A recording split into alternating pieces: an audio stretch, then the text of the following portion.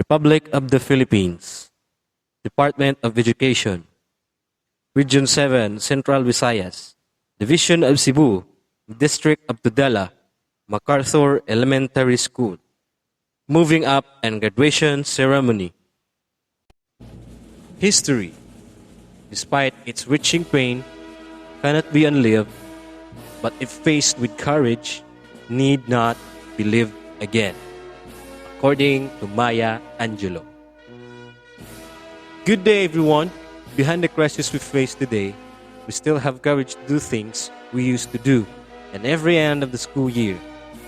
To give motivation, encouragement, and appreciation to all of you, ladies and gentlemen, MacArthur Elementary School proudly presents to you this virtual graduation ceremony.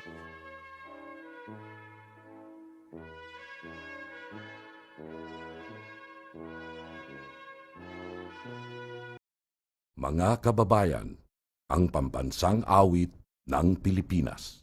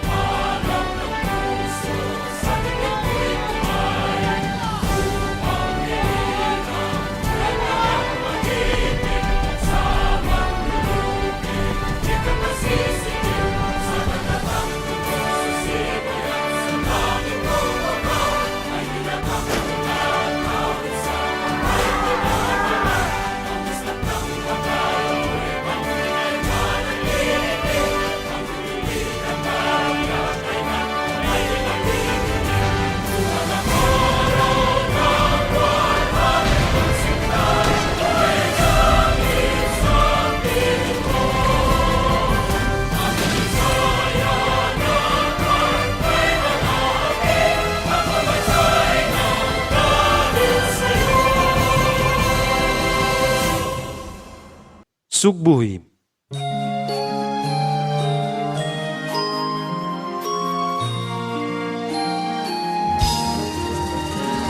Sugbo harang kapupunan sa habagatan, kinapusurang lalawigan sa Kabisayan.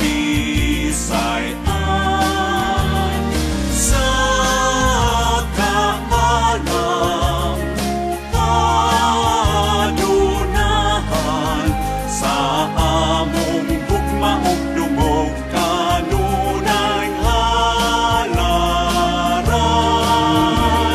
Sugpo po ng binunyagan sa Kristohanong tinuhuan, ipanalipdan kanunay ni Senyor Santo Niño. Makasaysayanon, maapi-apihon, madanihon nung angay kagayod nga ipasigar mo. Subok kinangga sa klima o panahon, kalinaw kauswagan, palungtaron, palambon, bisan asa mudangat sa among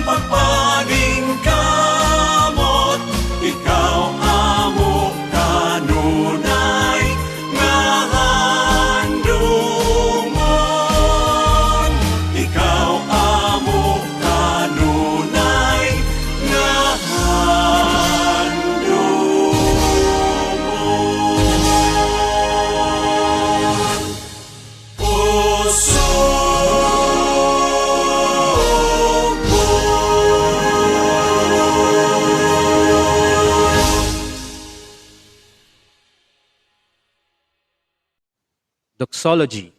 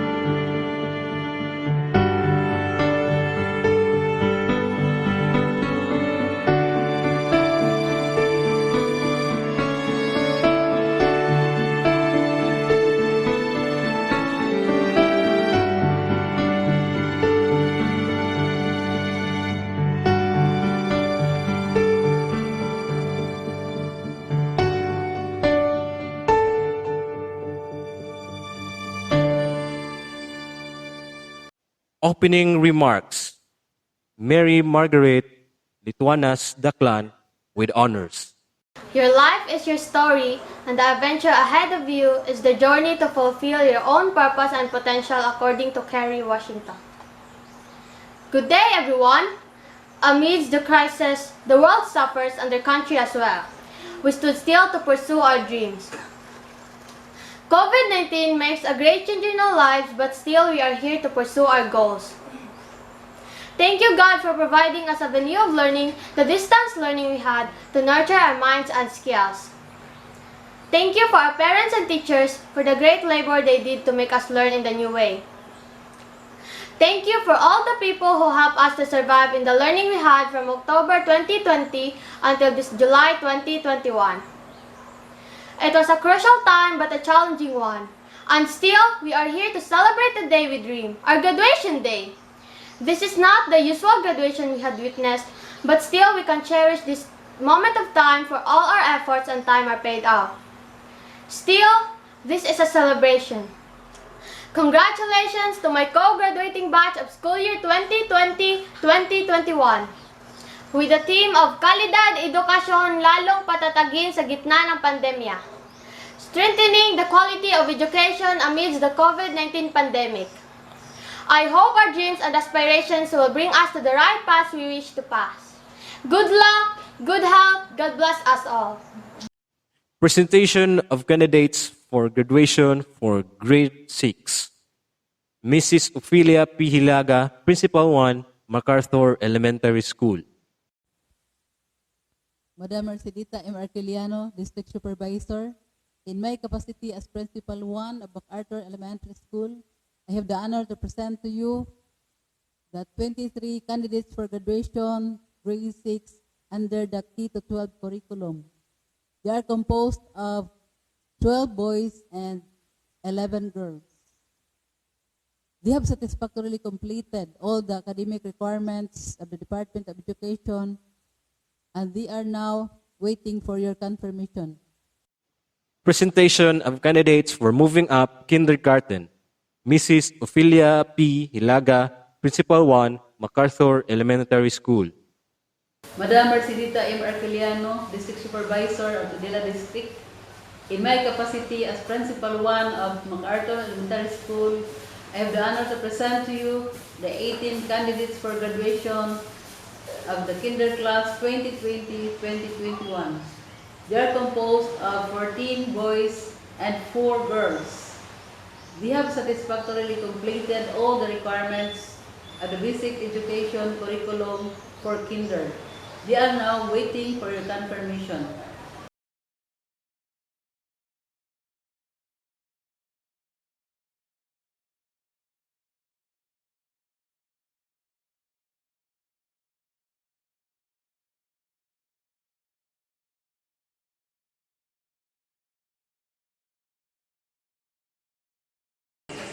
By virtue of the authority delegated to me by the school's division superintendent, Dr. Marilyn S. Angales, based on the facts and figures presented to me by your school head, Mrs. Ophelia Elaga, and on the assurance that you have satisfactorily completed the basic requirement for the K-12 curriculum as prescribed by the Department of Education, I do hereby approve and confirm you as graduates this 16th day of July 2021 with all the rights, honors, and privileges thereunto appertaining. Henceforth, therefore, you are now eligible for transfer and admission to any public and private secondary of the Republic of the Philippines. Should it be impossible for you to proceed to high school, I now turn you over to your parents so that you can be a useful citizen to your community and to our country as well. Congratulations and Godspeed. List of graduates, school year 2020 and 2021. Bongo Jeric Cortez. Bongo Jerwin Cortez. Giocampo Angelo Molo. Pilan Ray Joseph Lacturan. Gokong Denros Lee Sabinorio. Martinez Lyle James Cornelia. Montero G.R. Aliganga. Morata Jivan Kenyo. Pelota Taylor Liamera. Olancos Welbert Jr. Belonta. Serato Cyril Montero. Talimpuros Renard Pagubo. Baclayon Ninya Gomba. Bahura Charavil Lucero.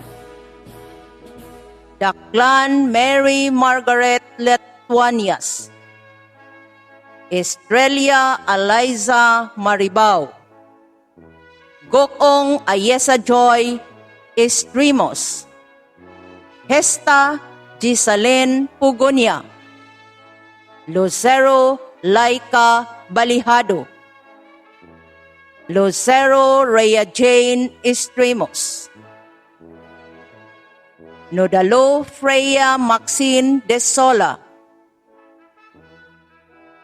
Ozaita Sherakeli Payot. Pada Maribel.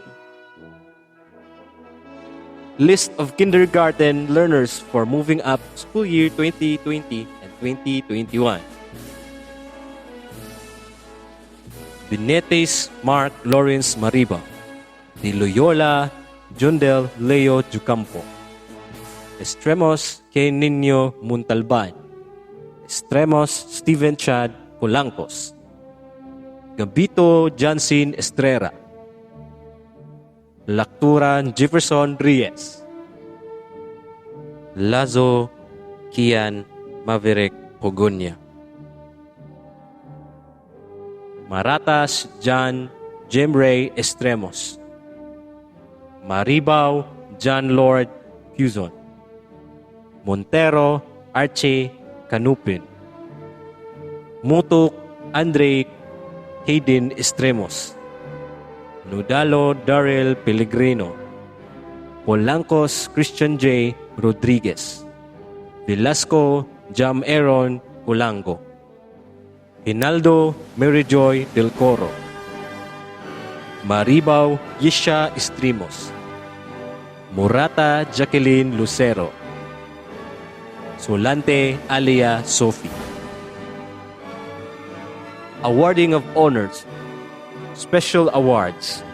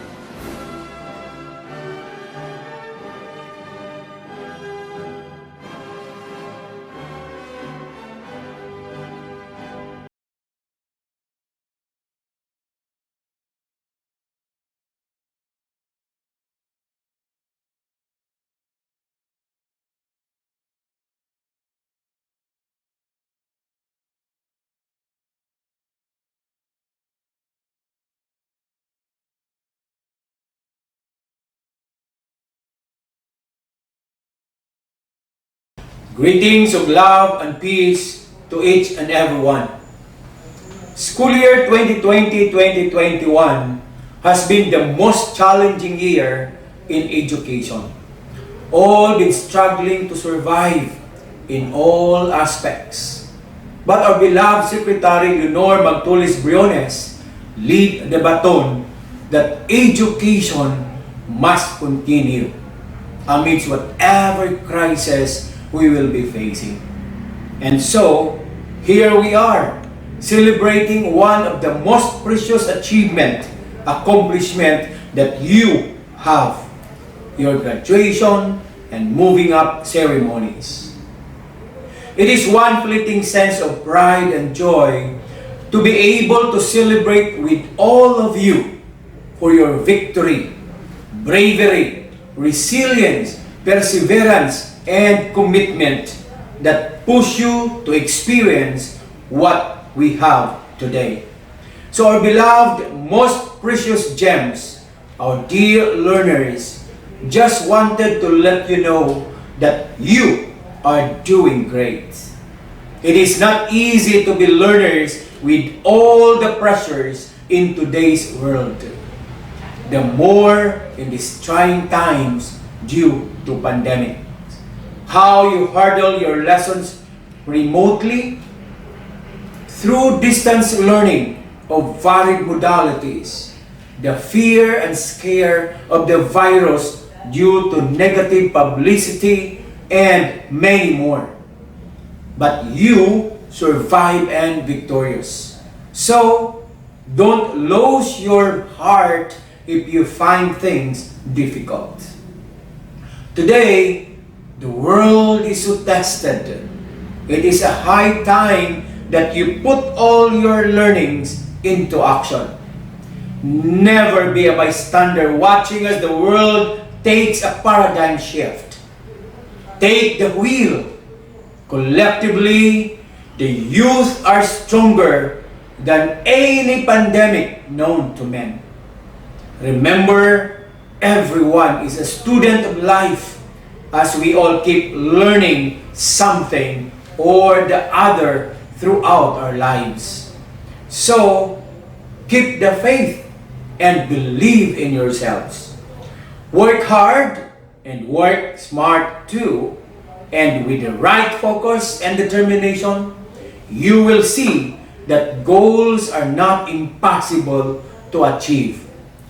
Just have a clear plan, and whatever detours come your way, don't be afraid. Face them with conviction that those are part of the pitfalls where we cannot evade. So be strong and let your education and learnings with God be your shield. And don't forget to thank the most honest persons in your life. Those who can say and tell you exactly what you are doing, either good or bad. Those who guide you sincerely to the path where you want to walk on. Who always with you in times of your successes and downfalls. They are your parents, teachers, relatives, and best friend. So learners, congratulations, you hit the mark on your timeline. To all the parents and guardians out there, your contribution towards the realization of the once dreams of your children is so great. Sustain it, and you will see and harvest the fruits of it sooner than later. So thank you for partnering with DepEd through your children's education. So to all of you, congratulations. To the school, I know how you struggle also, especially that the world was shocked of what happened and nobody was prepared. There were so many hows and whys, but you are able to navigate it until reaching its destination. So whatever is the experience and hardships, what is more important is the outcome of what you have done. That's why my salute to you. To our teachers, school heads, supervisors, and non-teaching personnel, you did a great job, worthy of emulation. I am proud of you. To the SDOs, I am so happy of what your division accomplished for school year 2020-2021. Your efforts doesn't go to vain. Now it comes into fruition. So to all, kudos. To everyone, always have the smile in you. See miracles in life every day, and you will be filled with positivity in thoughts and actions. Congratulations once again. Keep safe and God bless everyone. My warmest greetings and congratulations to the completers and graduates of school year 2020-2021. You are a special gem in this challenging time brought about by the COVID-19 pandemic. You surpassed the test of time by being flexible in embracing the different learning modalities just to acquire the necessary knowledge, skills, and attitude, which apparently prepare you to be globally competitive and productive citizens.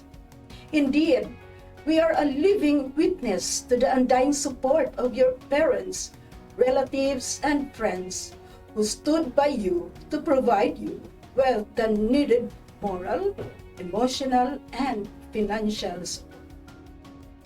To you, our beloved administrators and teachers, I am expressing my deepest appreciation for your resilience at this historic time.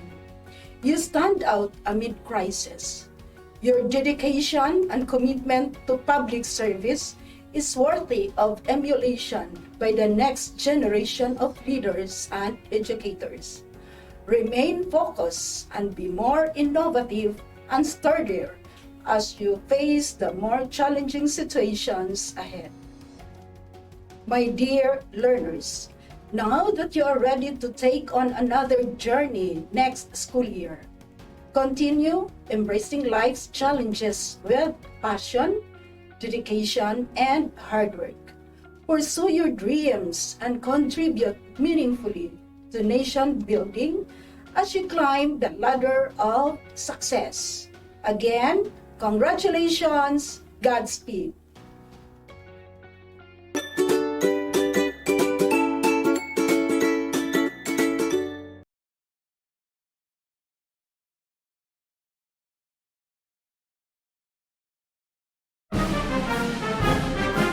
A message to all graduates from the Secretary of the Department of Education, Leonor M. Briones. Good day to each and everyone who is attending virtually present at this time of our graduation ceremonies for our beloved and very precious graduates for the school year which ends at this time. First of all, I'd like to greet the parents and family members without whose sacrifices, whose reminders, and whose participation in the learning process for our graduates have resulted in this culmination program. This year, your role has changed drastically, where we've always thought, we've always believed that the matter of educating our children rests nearly exclusively on our teachers and our staff.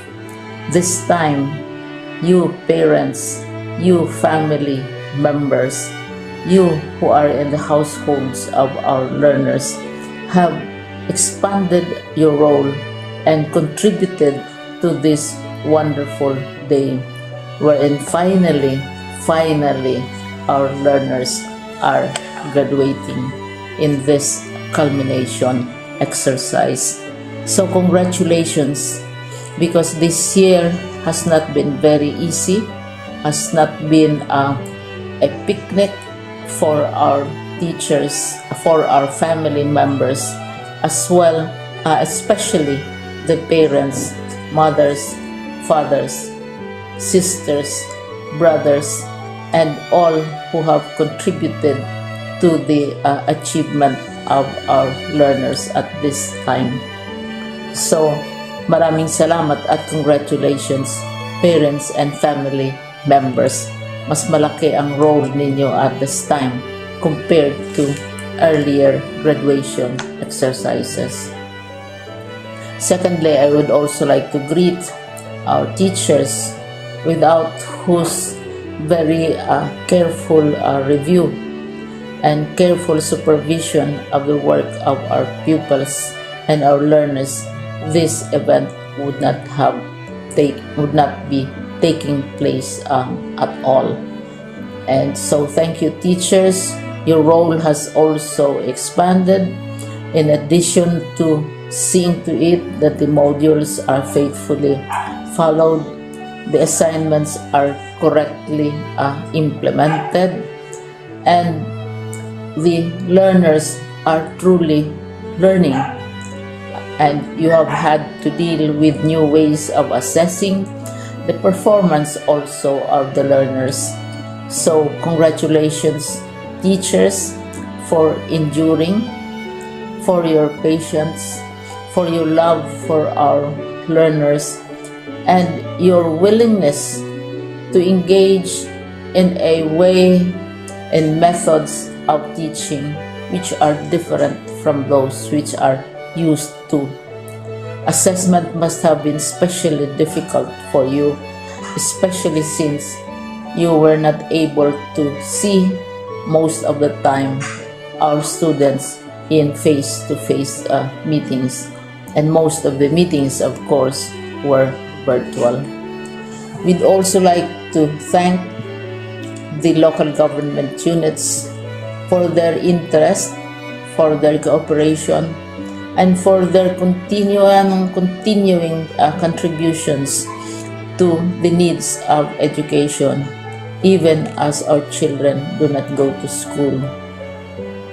Your donations of material as well as financial resources at this time are most welcome, and your advice has been taken seriously not only by our teachers, by our school officials, but also by our officials in the Department of Education.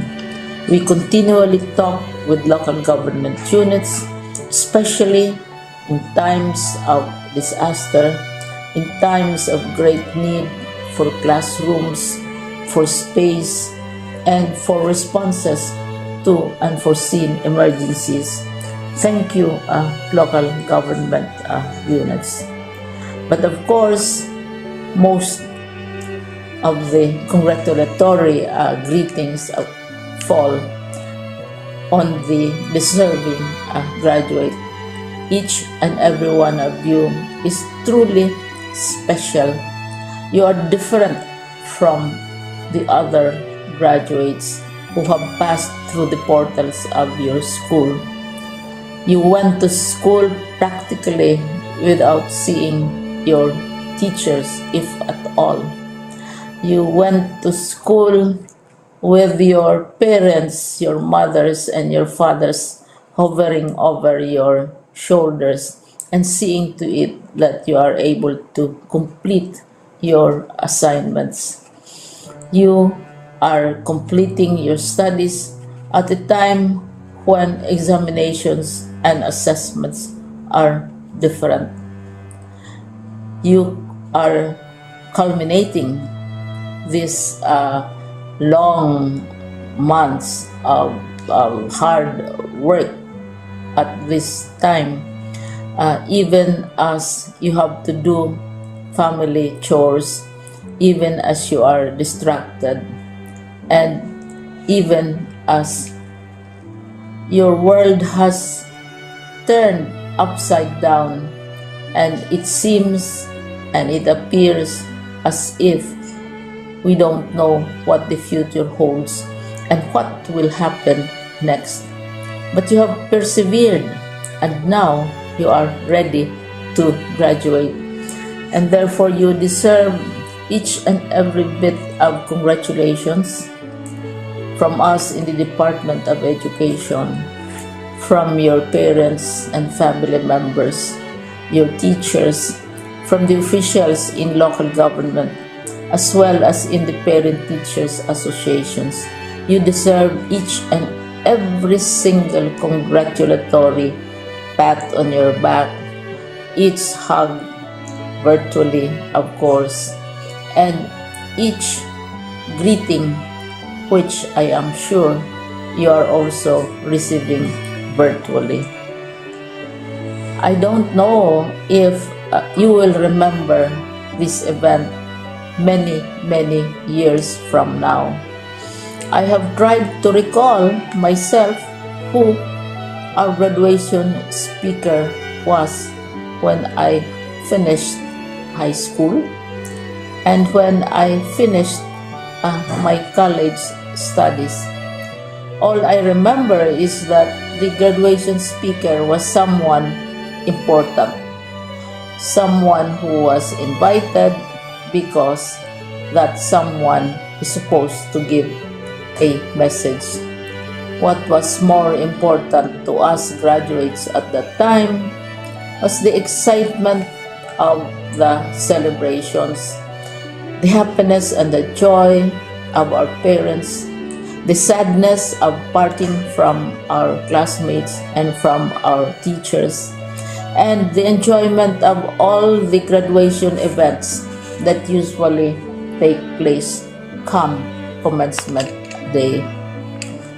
When I was a college student, we had a series of events which were designed to embed in our minds, which were designed to help us remember and not forget our days in college. We would spend one whole day going around the campus, visiting the classrooms, saying goodbye to our teachers, and sharing memories. We would have bonfires to say goodbye to each other. We had baccalaureate services where we committed ourselves to God and we prayed for guidance when we go out into the world.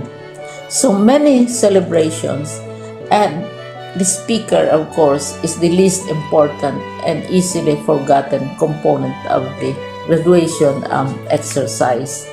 Nonetheless, I will exert all efforts to share with you what I see are things or issues which a graduate should remember and recall. I have said that you are very special. You are very different. You are pioneering. There has been no other class like your class. There has been no other graduate like you as a graduating student, because you are the very first graduate of the blended learning response to education in the Philippines.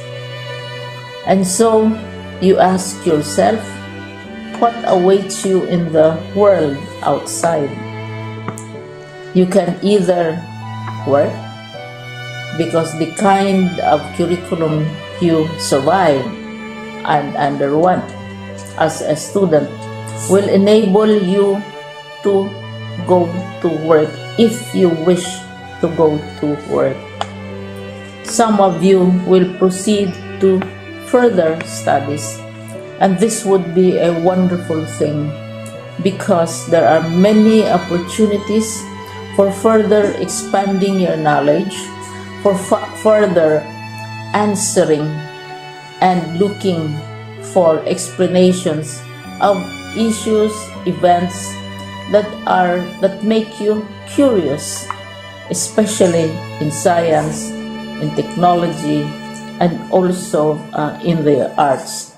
So you can work, you can go to further studies, and perhaps some of you will settle down, hopefully not too soon, so you can pursue what you really want to do. So today, this is why we call this exercise a commencement exercise. It's not the end of our studies.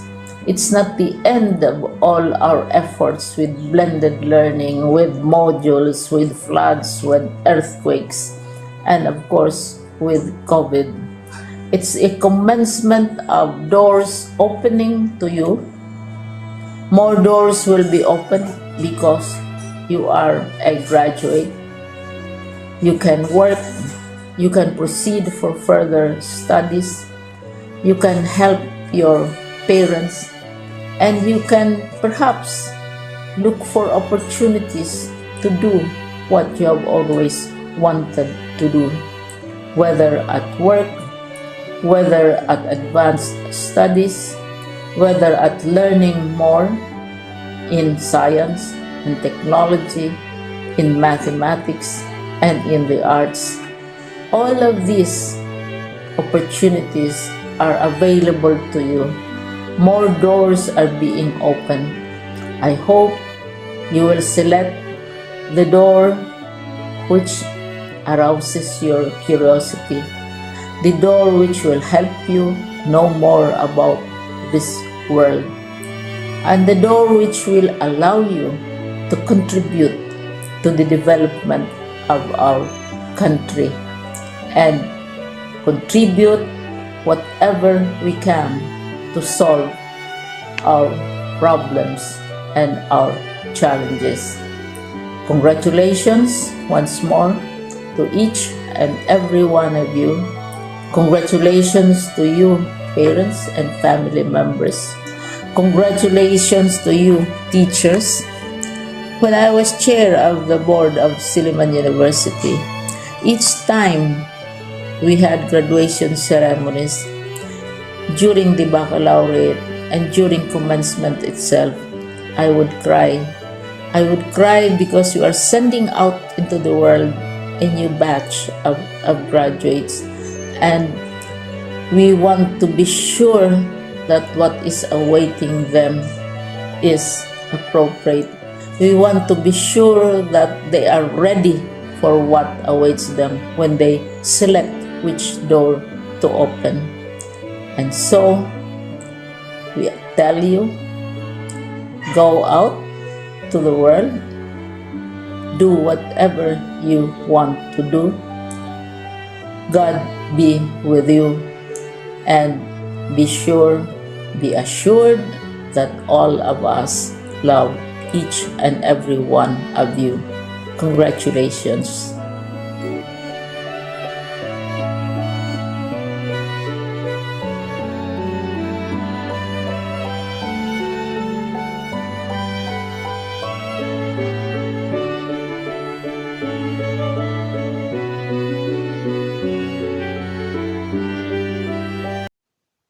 Words of gratitude. Fiara Maxine D. Nodalo with honors.